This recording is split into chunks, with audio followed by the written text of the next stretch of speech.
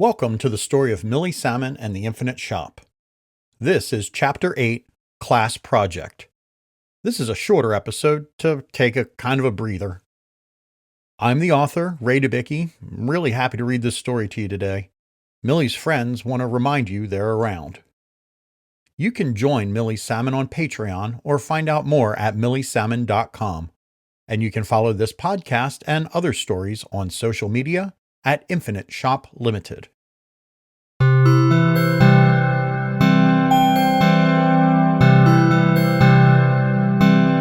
Chapter 8, Class Project.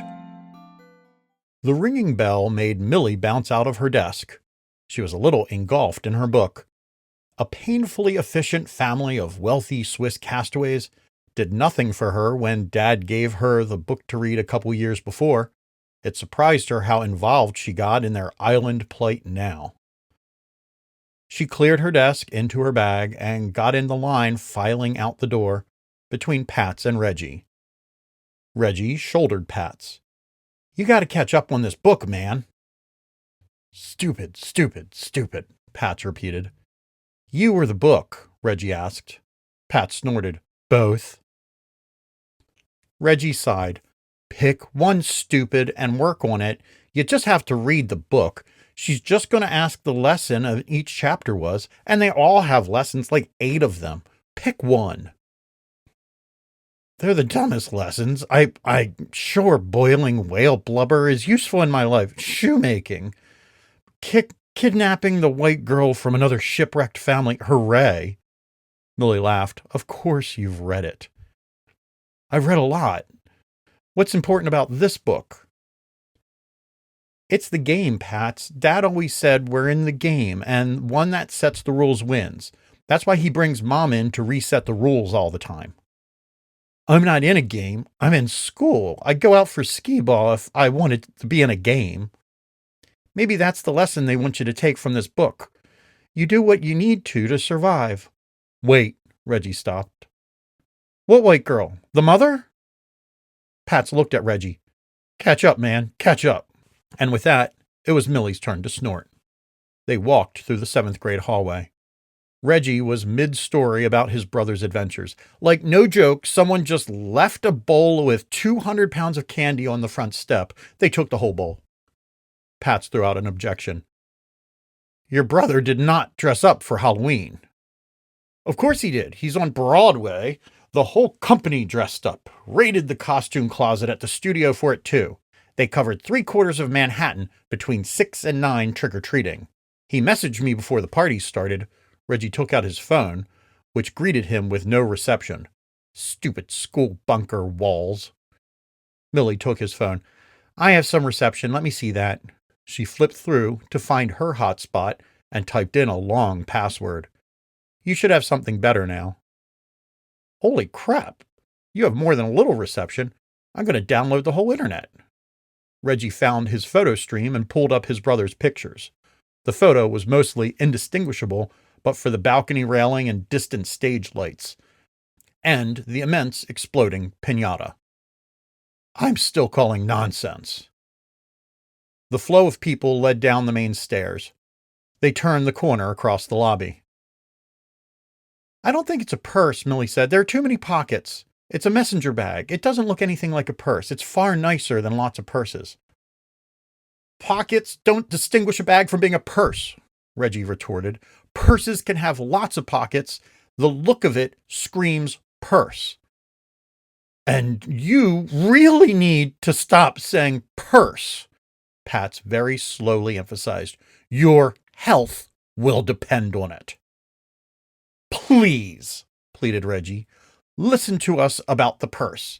It's that I don't want you to throw your back out with that one purse strap. You have enough stuff in the purse to really unbalance your whole spine. A purse will do that." "Stop saying purse." The 7th graders left the lobby and moved to the old building where more stairs split. Half students went up. Millie, Pats, and Reggie joined the half headed down.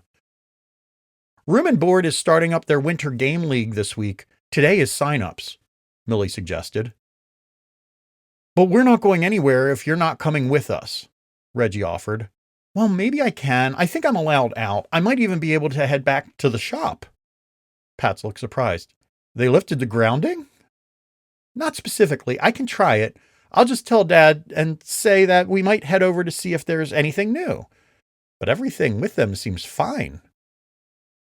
She rested on the word fine. It sat in her head, next to the thoughts of 1,000 people floating in space somewhere.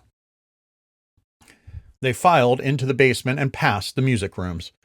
They fell into line against the wall at the door to the art room. The line thinned as the 8th graders barreled through to the locker rooms.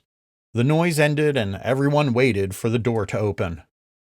The hall clearing bell rang as Mr. Flan flung open the door to let a class of more 8th graders flood the hall at full runs.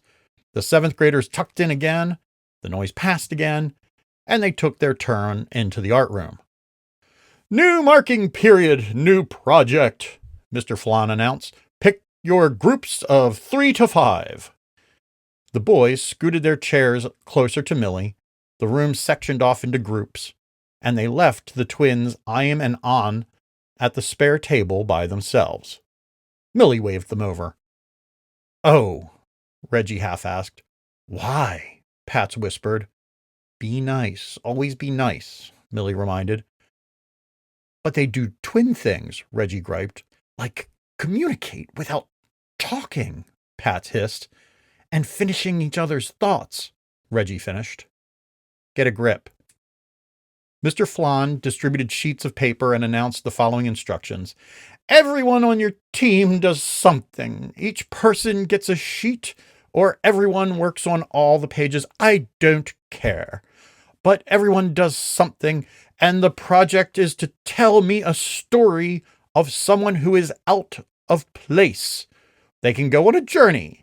Their home can suddenly change, or they can be magically whisked away to a far planet. Your story, your format, 1 sheet per person in the story, and while you work this week, I will read you one of the greatest fish out of water stories ever, Swiss Family Robinson. Pats groaned. Oh, sweet God. Millie thought the same. There was only one fish out of water story that was really in her head right now, and she was living it. There was nothing she could say about it, though. The twins broke the table's silence. Ein suggested, If it's a story, should we put it together as a comic book? I like that idea, Reggie said. Millie's the best at sketching everything out, and if we can color and outline what she draws. Millie didn't want that responsibility. She'd give away too much of all she'd seen. She couldn't breach the shop's secret. I'm just along for the ride on this one. I like working with the big group. Nonsense, said Reggie. We just have to figure out a story. What about Flan's suggestion of some way to get to a far-off planet? That would be the last story I want to tell, thought Millie. How would we get to a faraway world? Asked Pats. Reggie smiled. His voice got kind of quiet. Maybe there's a special door set in plain sight, one that we use all the time, but it has secret powers. That's a pretty good way to get anywhere in the universe. What? Millie blurted out loud enough to startle the group at the next table. What do we know about this door? It was Pat's turn. Some things. It could be attached to a regular-looking store. That would make it really obvious, and we know its secret is very big and very important and too big for any one person to keep to themselves. How? Millie couldn't finish the question or decide which boy to look at. Either would make her laugh hysterically or cry hysterically. Of course, they had figured it out. They read it on me like a book. Thank you, she whispered. Reggie felt the weight of the moment and decided it lasted long enough. Oh, anyone can come up with a brilliant idea. Thank you for volunteering to draw. Any objections to a magic door going to Andromeda? That's pretty far away. I'm and On looked like they were in the dark about part of a conversation for the first time in their lives. I'm spoke up. That's a little Doctor Who, don't you think? There's only a few great stories, and it doesn't have to be a phone booth. How about a movie theater ticket booth? That's weird. Is there anything else you want to add, Millie? Reggie raised his eyebrow. Pats folded his arms and smiled. No need, Millie said. I just need to catch up. She smiled at her desk and started sketching across the first, very large sheet.